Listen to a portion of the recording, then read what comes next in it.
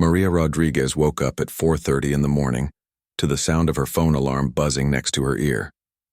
The small apartment was still dark, and she could hear her mother coughing in the next room. She quietly got out of bed, trying not to wake her younger brother Diego, who was sleeping on the couch in their tiny living room.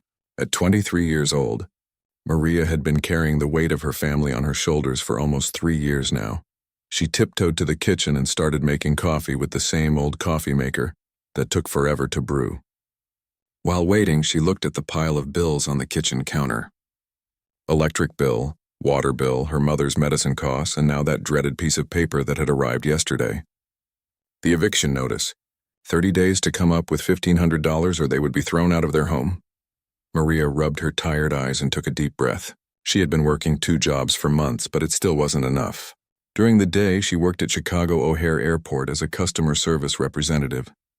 At night, she cleaned office buildings downtown. Between both jobs, she was making just enough to buy groceries and keep the lights on, but never enough to get ahead. Her mother, Carmen, had been sick for over a year now. The doctors said it was a rare condition that made her lungs weak. The medicine she needed was expensive, and their insurance only covered part of it. Diego was 17 and still in high school. He was a good kid who worked part-time at a grocery store, but Maria didn't want him to drop out of school to work more hours. She had done that when she was his age, and she wanted better for him. After drinking her coffee, Maria got dressed in her airport uniform. The navy blue shirt and black pants always made her look professional, even though she felt anything but professional most mornings.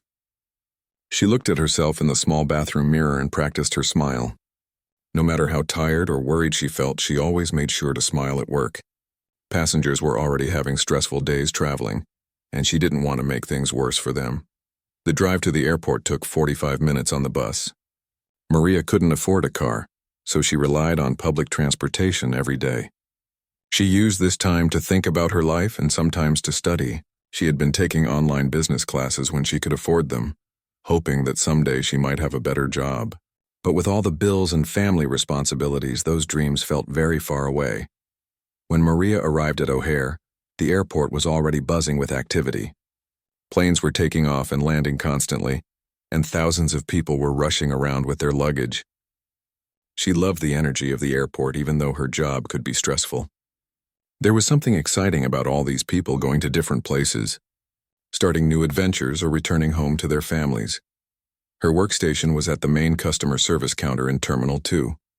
This was where passengers came when they had problems with their flights, lost luggage, or needed help with rebooking.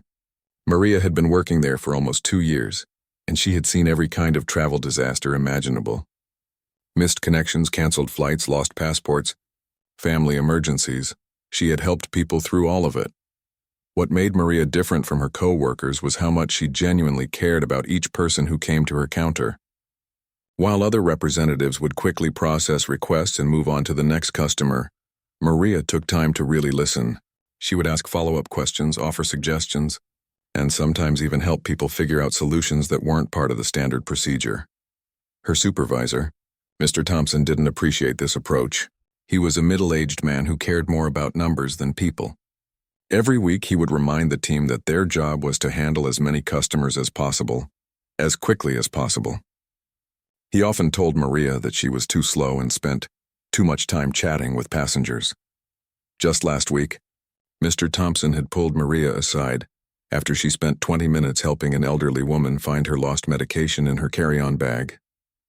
The woman had been panicking because she needed to take her heart medicine, and Maria had patiently helped her search through every pocket and compartment until they found it. "Rodriguez," Mr. Thompson had said with his usual stern expression, "your efficiency numbers are the lowest on the team. I need you to speed things up. These people can figure out their own problems. Just give them the basic information and move on to the next customer." Maria had nodded and said she understood, but inside she felt frustrated. How could she just ignore someone who was clearly scared or confused? These weren't just numbers or tickets. They were real people with real problems. A missed flight might mean someone misses their daughter's wedding or doesn't get to say goodbye to a dying relative. Lost luggage might contain medicine someone desperately needs or clothes for a job interview that could change their life. Despite Mr. Thompson's complaints, Maria's customers loved her. She regularly received positive feedback emails, and passengers would sometimes ask specifically for her help when they had problems. The other customer service representatives had started calling her the passenger whisperer because she had a gift for calming down even the angriest travelers. But positive feedback didn't pay the bills or impress Mr. Thompson. Maria, often worried that she might lose her job if her efficiency numbers didn't improve. The thought terrified her because she couldn't afford to be unemployed even for a few days. Her family depended on every dollar she earned. That Tuesday morning started like any other. Maria clocked in at 6 a.m. and began helping the early morning rush of business travelers. She processed rebookings for people whose flights had been delayed due to weather, helped a family navigate the complicated process of traveling with their service dog, and patiently explained airline policies to frustrated passengers. Around 10 a.m., she had helped a young couple who were trying to get to their honeymoon destination after their original flight was canceled. Maria had spent extra time finding them seats on another airline, even calling the other airline directly to explain their situation. The couple was so grateful they almost cried, and they promised to write a positive review about Maria's service. But when Mr. Thompson walked by and saw Maria still talking to the couple after 15 minutes, his face turned red with anger. He didn't say anything at that moment, but Maria knew she would hear about it later.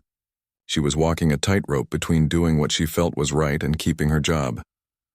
As the morning continued, Maria tried to work faster while still helping people properly. But every time she saw someone who looked confused or upset, her heart went out to them. She couldn't help but remember what it felt like to be scared and alone when her mother first got sick, and she didn't know how to navigate the complicated world of insurance and medical bills. By lunchtime, Maria was feeling the weight of everything pressing down on her shoulders. The eviction notice, her mother's medical bills, Mr. Thompson's constant criticism, and the endless stream of stressed passengers. Sometimes she wondered how much longer she could keep going like this, but then she would think about her family and find the strength to keep smiling and helping people, one passenger at a time. The afternoon shift at the airport was always the busiest time.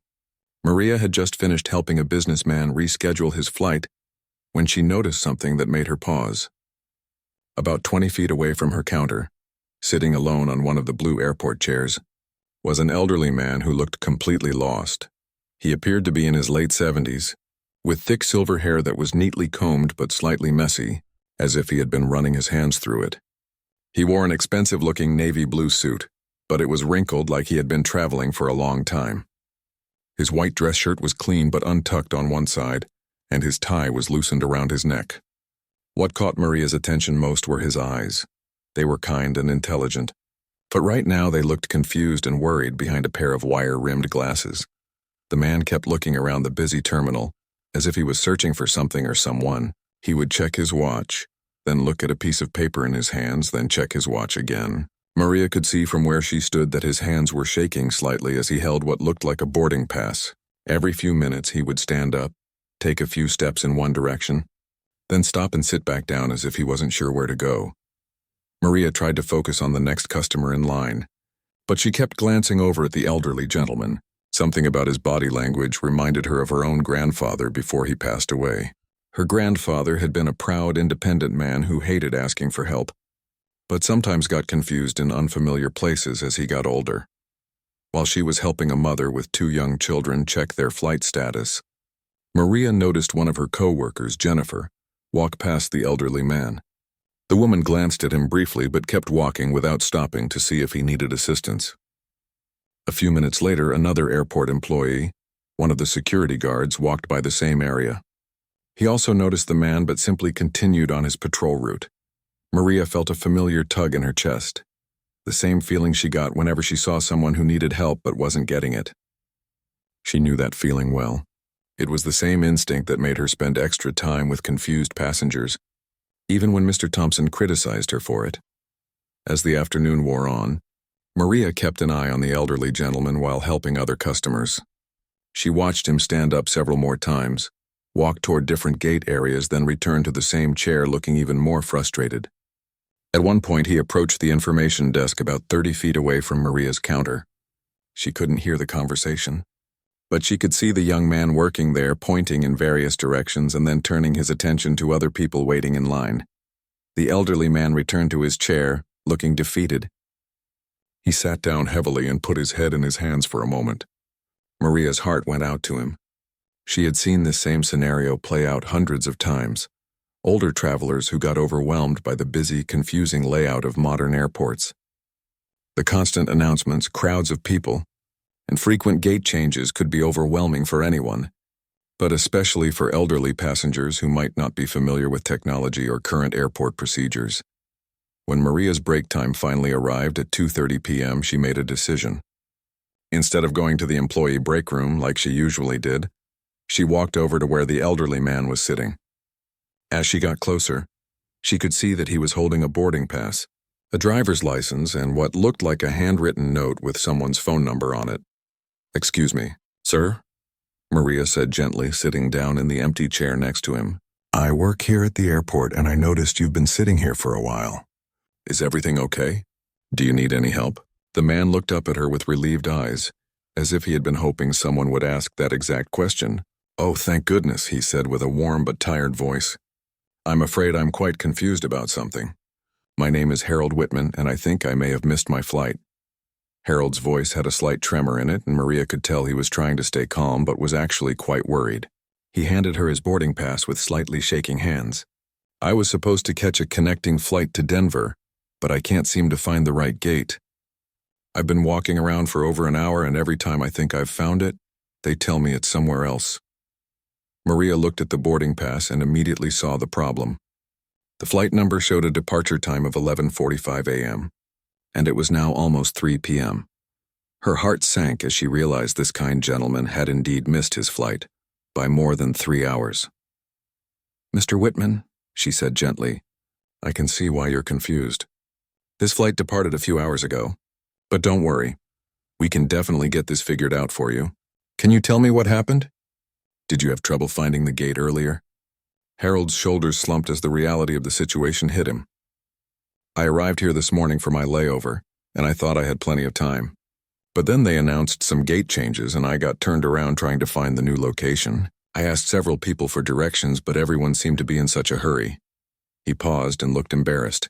"I'm afraid I haven't been sleeping well lately, and I've been taking some new heart medication that makes me feel a bit foggy sometimes." Maria's heart went out to him. She had seen this exact situation many times before. Airlines would announce gate changes over the loudspeaker system, but the announcements were often hard to hear over the noise of the busy terminal. Elderly passengers, especially those dealing with health issues or medication side effects, could easily get confused trying to navigate the maze-like layout of a large airport. "Where are you trying to get to in Denver?" Maria asked, wanting to understand the full situation before helping him figure out next steps. Harold's face lit up with the first smile she had seen from him. "My granddaughter is getting married this weekend. It's a small ceremony, just family, but it means the world to me to be there. She's my only grandchild, and I promised her I wouldn't miss it for anything." His expression grew worried again. "But if I can't get there today, I might miss the rehearsal dinner tonight. And I'm supposed to walk her down the aisle since her father, my son, passed away 2 years ago." The emotion in Harold's voice made Maria's eyes water slightly. She could tell this wasn't just any trip for him. This was one of the most important trips of his life. Missing his granddaughter's wedding would be devastating, especially since he clearly had such an important role to play in the ceremony. "Don't worry, Mr. Whitman," Maria said with confident kindness. "We're going to get you to Denver. It might take a little bit of work, but I promise we'll figure this out together. Have you eaten anything today? You look like you could use some food and maybe something to drink." Harold shook his head. "I was so focused on finding my gate that I completely forgot about eating. I'm not even sure where the food court is in this place. Everything looks different from airports when I was younger." Maria glanced at her watch. She technically only had 15 more minutes left on her break, but she knew in her heart that she couldn't just send this sweet man to the rebooking counter and hope for the best. He needed someone to actually help him through this process, and she was going to make sure he got to his granddaughter's wedding, no matter what it took. Maria looked at her watch and made a decision that would change both their lives forever. Her break was supposed to end in 10 minutes, but Harold needed real help, not just directions to another counter where he might get confused again. She had seen too many elderly passengers get lost in the system. bounced from one desk to another until they gave up or missed even more flights. "Mr. Whitman, I want you to stay right here with me," Maria said firmly but kindly. "I'm going to personally make sure you get to Denver today. First things first, you need some food and water. You can't travel on an empty stomach, especially with heart medication." Harold looked surprised. "But don't you need to get back to work? I don't want to get you in trouble with your supervisor." Maria glanced toward her counter where she could see a line of customers starting to form. She knew Mr. Thompson would be angry if he noticed she was still on break, but something deep inside told her this was more important than processing routine requests. "Don't worry about that right now. Let's focus on getting you home to your granddaughter." She gently took Harold's arm and helped him stand up. "There's a small cafe right over there. Let's get you something to eat while I make some phone calls." As they walked slowly toward the food court, Maria called her coworker Jennifer on her cell phone. "Hey Jennifer, it's Maria. I'm helping an elderly passenger who missed his connection, and I might be a few minutes late getting back. Can you cover for me if Mr. Thompson asks?" She paused, listening to Jennifer's response. I know. I'll make it up to you, I promise." At the cafe, Maria insisted on buying Harold a turkey sandwich, some fruit, and a bottle of water. When Harold tried to give her money, she waved it away. "Please let me do this. You need to save your energy for traveling." The $15 came out of the $20 bill she had planned to use for her own lunch. But seeing Harold's grateful expression made it worth every penny. While Harold ate, Maria pulled out her phone and started making calls. First, she called the airline's customer service line. After waiting on hold for 12 minutes, she finally reached a representative. "Hi, this is Maria Rodriguez calling from O'Hare Airport Customer Service. I have an elderly passenger here who missed his connecting flight to Denver due to medication side effects and gate confusion. His name is Harold Whitman. Confirmation number." She read off the details from his boarding pass. The airline representative was initially unhelpful, explaining standard rebooking policies and fees, but Maria didn't give up. "Sir, this gentleman is 78 years old. He's on heart medication that affects his memory, and he's trying to get to his granddaughter's wedding where he's supposed to walk her down the aisle. His son passed away, so he's the only one who can do this. Surely there's something you can do to help." Maria's voice carried a conviction that seemed to reach through the phone. After being transferred to a supervisor, she explained the situation again with even more passion. "This isn't just about rebooking a ticket. This is about a grandfather who made a promise to his granddaughter, and I'm asking you to help me keep that promise." Finally, after 30 minutes of patient advocacy, the airline supervisor agreed to waive the rebooking fees and found Harold a seat on a flight departing at 7:15 p.m., which would get him to Denver in time for the rehearsal dinner. Harold had been watching Maria make these calls with amazement. "I can't believe you're doing all this for me," he said, his eyes getting watery. "I tried calling them myself this morning, but they kept putting me on hold, and I got so confused with all the options they were giving me. Mr. Whitman, everyone deserves to have someone in their corner," Maria replied, patting his hand gently. "Now, do you have your granddaughter's phone number? I think we should call her and let her know what's happening so she doesn't worry." Harold pulled out a small piece of paper with a phone number written in shaky handwriting. "This is Rebecca's number. She's probably wondering where I am by now." Maria dialed the number and handed the phone to Harold. She watched his face light up as his granddaughter answered. "Rebecca, sweetheart, it's Grandpa. I'm still at the airport in Chicago, but I have some wonderful news." Harold explained the situation while Maria could hear excited, relieved chatter from the other end of the phone. When Harold handed the phone back to Maria, Rebecca wanted to speak with her directly. "Is this the angel who's been helping my grandfather?" the young woman asked through happy tears. "I don't know how to thank you. He's been so worried about making it to the wedding, and we've been worried about him traveling alone. He's a very special man," Maria told Rebecca. "He loves you so much, that's all he's been talking about. Don't worry, I'm going to personally make sure he gets on that plane tonight." After hanging up, Maria realized she had been away from her counter for over an hour. Her phone was buzzing with texts from Jennifer warning her that Mr. Thompson was looking for her. But when she looked at Harold's peaceful expression as he finished his sandwich, she knew she had made the right choice. "I hate to leave you even for a minute, but I need to go explain to my supervisor what's happening," Maria told Harold. "Will you be okay here for a few minutes?" Harold nodded. "Dear, you've already done more for me than I ever expected. I'll be fine right here. Maria rushed back to her counter where Mr. Thompson was waiting with his arms crossed and an angry expression on his face. Before he could start yelling, Maria quickly explained the situation.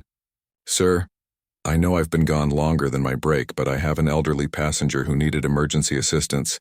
He missed his flight due to medication confusion, and I've gotten him rebooked for tonight. Mr. Thompson's face was red with frustration. Rodriguez, this is exactly what I've been talking about.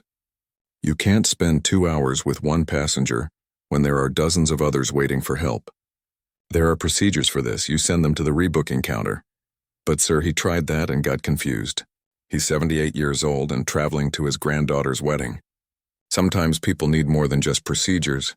They need actual human help. Mr. Thompson shook his head. I don't want to hear it. Get back to work and don't let this happen again. Your efficiency numbers are already terrible, and this kind of behavior is why. Maria bit her tongue and nodded, but inside she felt more determined than ever to see Harold safely onto his plane. For the rest of her shift, she handled customers as quickly as possible while keeping an eye on Harold in the cafe area. During every break, she checked on him, brought him coffee, and kept him company. As evening approached, Maria clocked out from her shift but didn't go home. Instead, she met Harold at the cafe and walked with him to his gate. The boarding process was smooth, and as Harold prepared to board the plane, he turned to Maria with tears in his eyes. I don't know how to thank you for what you've done today, he said, holding both of her hands in his. You didn't just help me catch a flight. You restored my faith in human kindness. I'll never forget you, Maria Rodriguez. As Maria watched Harold's plane taxi away from the gate, she felt a warmth in her heart that made all of Mr. Thompson's criticism seem unimportant. She had helped someone when they truly needed it, and that felt more valuable than any efficiency rating. 2 weeks had passed since Maria helped Harold catch his flight to Denver, and life had returned to its usual rhythm of stress and struggle. She had received a beautiful thank you card from Harold and his granddaughter Rebecca, along with photos from the wedding. The card showed Harold walking a radiant young woman down the aisle, both of them beaming with joy. Rebecca had written a heartfelt note saying that Maria was their family's guardian angel, and that Harold talked about her kindness every day. The card was now tucked safely in Maria's locker at work, and she looked at it whenever she felt overwhelmed. It reminded her that sometimes even small acts of kindness could make a huge difference in someone's life. But despite the warm feeling the card gave her, Maria's own problems hadn't disappeared. The eviction notice was still hanging over her family like a dark cloud. Maria had managed to scrape together half of the money they owed, but they still needed $750 by the end of the week. Her mother's medical bills had actually gotten worse, and Diego had been talking about dropping out of school to work full-time. Maria felt like she was drowning, no matter how hard she tried to swim. At work, things hadn't improved either. Mr. Thompson had been watching Maria like a hawk ever since the incident with Harold. He made comments about her wasted time and inefficient methods almost daily. Just yesterday, he had written her up for spending 10 minutes helping a confused tourist find the right terminal for his domestic flight. This is your final warning, Rodriguez, Mr. Thompson had said while filling out the disciplinary form. One more incident like this and you're gone. We need team players who follow procedures, not people who think they're running their own personal charity. Maria had nodded and apologized, but inside she felt torn apart. How could she ignore people who genuinely needed help? It went against everything she believed in. But she also couldn't afford to lose this job, no matter how much she disagreed with the way things were run. That Tuesday morning started like any other. Maria arrived at work early, checked her schedule, and began helping the usual rush of business travelers and tourists. She had been extra careful to process customers quickly, even when it meant giving shorter, less personal service than she preferred. Around 10:30 a.m., Jennifer approached her counter with a strange expression on her face.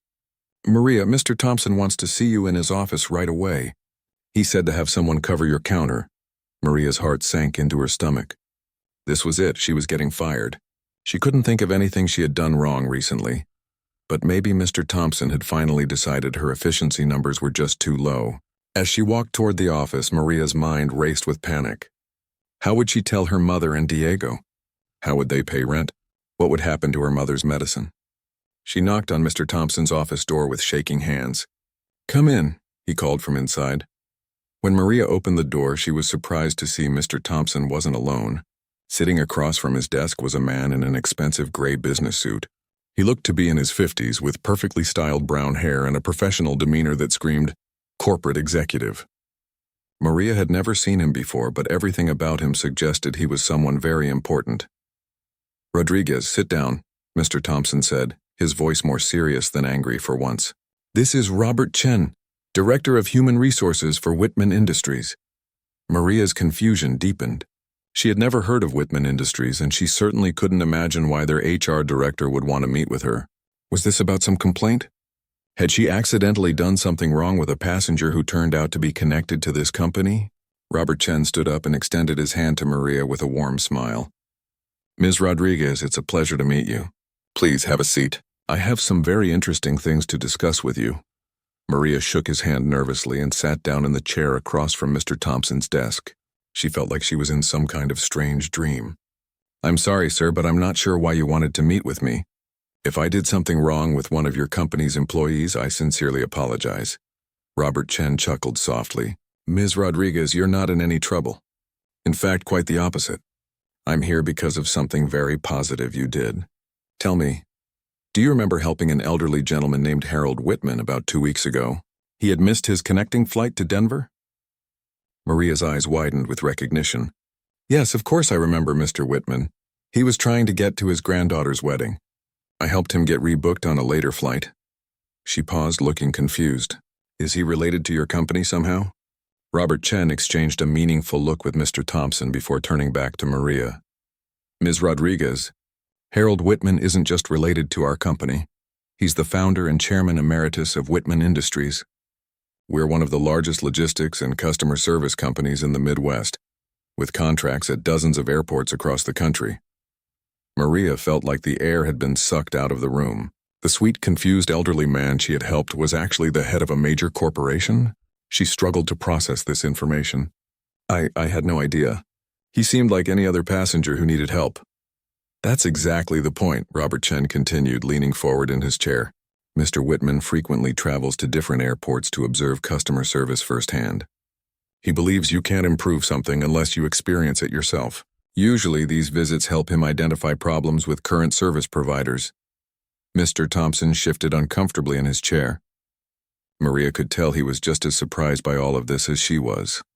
"But your interaction with him was different," Robert Chen said, his voice filled with admiration. "Mr. Whitman called me personally the day after he returned from Denver.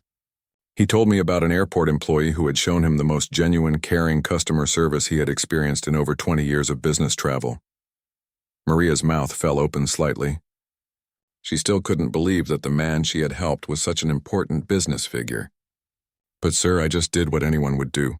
He needed help, and I was able to provide it." Robert Chen shook his head with a smile. "Ms. Rodriguez, that's where you're wrong. Mr. Whitman told me that several other airport employees walked past him that day without offering assistance. He said you were the only person who took the time to truly listen to his problem, and then went far beyond what was required to solve it.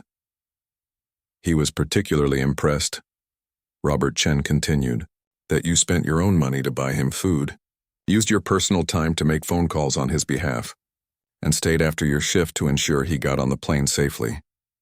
He said you treated him with the dignity and care you would show your own grandfather." Maria felt tears starting to form in her eyes. She had never expected that her simple act of kindness would be noticed or remembered in this way. He was such a sweet man, and his granddaughter's wedding was so important to him. "I just wanted to make sure he got there safely." "Mr. Whitman also mentioned something else," Robert Chen said, his expression growing more serious. "He told me that you faced criticism from your supervisor for the time you spent helping him, but you chose to do the right thing anyway. He was very impressed by your integrity and moral courage." Mr. Thompson's face turned slightly red, and Maria could tell he was realizing that his treatment of her was now being evaluated by people much higher up the corporate food chain than he was. Robert Chen reached into his briefcase and pulled out a folder. "Ms. Rodriguez, Mr. Whitman has personally requested that I offer you a position with Whitman Industries. We're expanding our airport customer service operations, and we need someone who understands what genuine service really means." Maria stared at the folder in his hands, unable to believe what she was hearing. This couldn't be real. Things like this didn't happen to people like her. She was just a struggling airport employee who could barely pay her bills. Maria stared at the folder in Robert Chen's hands, her mind struggling to process what was happening. This felt like something that happened in movies, not in real life. Not to someone like her who was facing eviction and could barely afford groceries. "I don't understand," Maria said quietly, her voice barely above a whisper. "What kind of position are you talking about?" Robert Chen opened the folder and pulled out a detailed job description. "We're creating a new role called Customer Experience Manager for our Airport Services Division. This person would be responsible for training customer service teams across multiple airports, developing service standards, and ensuring that every passenger receives the kind of care you showed Mr. Whitman." Maria read through the job description with growing amazement. The salary listed was more than 3 times what she was currently making. The benefits package included full health insurance for her entire family, dental coverage, and even educational assistance that could help her finish her business degree. This position would involve traveling to different airports, Robert Chen continued, working with existing staff to improve their customer service approach. You'd be teaching other people the natural compassion and problem-solving skills you already have. Mr. Whitman believes your approach could revolutionize how airports treat passengers. Maria's hands were shaking as she held the papers. "But sir, I don't have a college degree. I've never managed anyone before. I'm just an airport employee who tries to help people when they need it." "Ms. Rodriguez," Robert Chen said with a warm smile, "what you lack in formal credentials, you more than make up for in heart and instinct." Mr. Whitman built his entire company on the belief that genuine care for people is more valuable than any degree or certification. He started with nothing and created a multi-million-dollar business by treating customers like family. Mr. Thompson, who had been sitting quietly during this entire conversation, finally spoke up. "Rodriguez, this is an incredible opportunity. I think you should seriously consider it." His tone was completely different from the criticism and complaints she had been hearing for months. Now he sounded almost respectful. Maria looked at both men, still trying to convince herself this was really happening. "When would you need an answer?" "We'd like you to start as soon as possible," Robert Chen replied. "Mr. Whitman is eager to begin implementing these new service standards. We could have you enrolled in our company orientation program by next week if you're interested." That evening, Maria drove home in a daze. She kept expecting to wake up and find out this had all been a dream. When she arrived at their small apartment, her mother Carmen was sitting at the kitchen table sorting through medical bills, and Diego was at the kitchen counter doing homework. "How was work today, mija?" Carmen asked, looking up from the stack of papers. Maria sat down at the table and took a deep breath. "Mom, something incredible happened today. Something that's going to change everything for our family." She told them the entire story, starting with Harold and ending with the job offer from Whitman Industries. Carmen's eyes filled with tears as Maria described the salary and benefits package. Diego stopped doing homework completely and listened with his mouth hanging open. "So this old man you helped was actually a millionaire?" Diego asked, shaking his head in disbelief. "It wasn't about the money when I helped him," Maria explained. "I had no idea who he was. He was just a grandfather who needed help getting to his granddaughter's wedding. But apparently that's exactly why he was so impressed." Carmen reached across the table and took Maria's hands in hers. "Mija, your father always told me that good things happen to good people, but sometimes it takes time to see it. This is God rewarding you for your kind heart." The next morning, Maria called Robert Chen and accepted the position. Within 2 weeks, she had completed her orientation at Whitman Industries and was preparing for her first assignment at Minneapolis-St. Paul International Airport. Her new office was in a beautiful building downtown, completely different from the cramped airport break room she was used to. She had her own desk, computer, and even a secretary to help schedule her travel and meetings. But what impressed her most was the company culture. Everyone she met seemed genuinely committed to helping customers and treating employees well. Maria's first assignment was to spend a week observing customer service, operations at the Minneapolis airport, and then develop a training program for the staff there. She arrived at the airport wearing a professional business suit instead of her old uniform, carrying a briefcase instead of just her lunch bag. As she watched the customer service representatives interact with passengers, Maria could see exactly the same problems she had experienced at O'Hare. Employees were focused on processing people quickly, rather than actually helping them. Elderly passengers, families with small children, and non-English speakers were often dismissed or given minimal assistance. Maria developed a training program that she called Passenger First Service. Instead of focusing on efficiency numbers and processing speed, her program taught employees to see each passenger as a human being with real needs and concerns. She shared stories from her own experience, including her encounter with Harold, to help staff understand the impact of genuine care. The results were immediate and dramatic. Customer satisfaction scores at the Minneapolis airport improved by 40% within the first month. Complaints decreased and positive feedback increased dramatically. Most importantly, the airport staff seemed happier and more engaged with their work. Robert Chen called Maria personally to congratulate her on the success. "Mr. Whitman is thrilled with these results," he told her. "He wants you to roll out this program to 5 more airports by the end of the year." Over the following months, Maria traveled to airports in Detroit, Kansas City, Phoenix, and Atlanta. Each location presented different challenges, but her approach remained the same. Treat every passenger like a family member who needs help. The results were consistently positive, and Maria's reputation within the company grew rapidly. 6 months after starting her new job, Maria received a call that made her week even more special. Harold Whitman himself wanted to meet with her to discuss her progress and future plans. They met at a small cafe near Maria's office. Harold looked exactly the same as he had that day at the airport, kind, gentle, and genuinely interested in other people. But now Maria understood that this sweet elderly man was also a brilliant businessman who had built an empire based on treating people well. "Maria," Harold said as they sat down with their coffee, "I want you to know how proud I am of what you've accomplished. The reports I'm getting from all the airports where you've implemented your program are extraordinary." Maria felt overwhelmed with gratitude. "Mr. Whitman, I still can't believe this all started because I helped you find a flight to your granddaughter's wedding." Harold chuckled. "You know, Rebecca still talks about you all the time.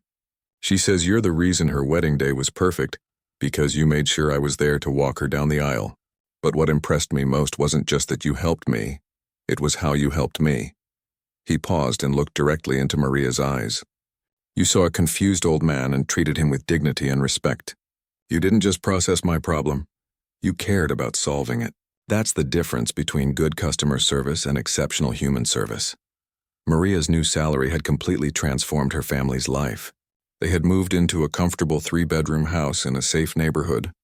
Carmen's medical bills were fully covered by Maria's health insurance, and she was getting better treatment that was helping her feel stronger every day. Diego was excelling in school and had been accepted to several colleges with help from Maria's educational benefits. But beyond the financial changes, Maria felt a deep sense of purpose in her new role. Every day she was helping create positive experiences for thousands of travelers, while also helping airport employees feel proud of their work. She had found a career that aligned with her natural instincts to care for others. Looking back, Maria often marveled at how one simple act of kindness had changed everything. She had helped an elderly man catch a flight, never expecting anything in return. But Harold's gratitude had opened doors she never knew existed and created opportunities she had never dared to dream about. The little girl who used to worry about paying rent was now traveling the country, improving customer service operations and building a career she loved. And it all started with remembering that behind every boarding pass there's a real person, with real hopes and fears who deserves to be treated with kindness and respect.